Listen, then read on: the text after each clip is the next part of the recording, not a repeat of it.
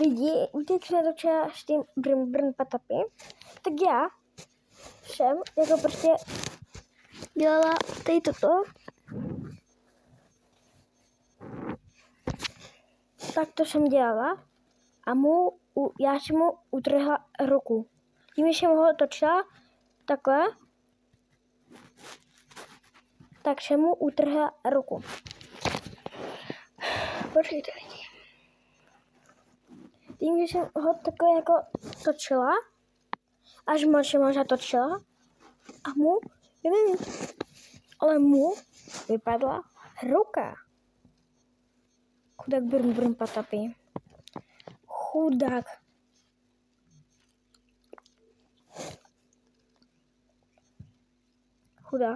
Ale teď bude bez jedné ruky, no. On má jenom jednu ruku. A druhou má nič, no. Vidíte, to je náhodička, no.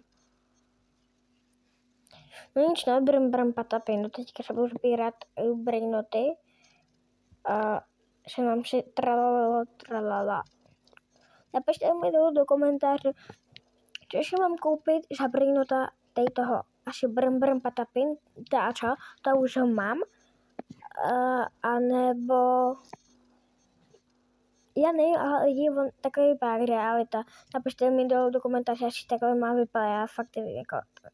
Ok, já jsem mluvila špinavý, takže napište mi do komentáře, co si mám koupit za brainota, asi barelně kapučina, nebo tak prostě.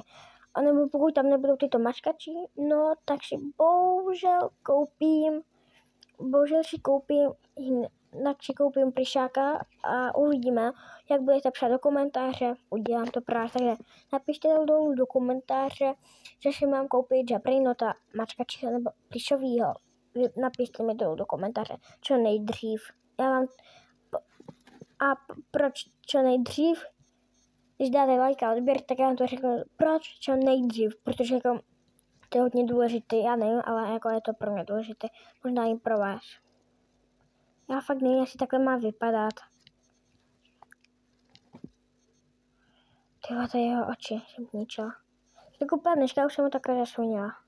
Ty vole, napište mi do komentáře na těch brainotých a na to, jak jako vypadá, takhle má vypadat. No nic, tak zatím, čau.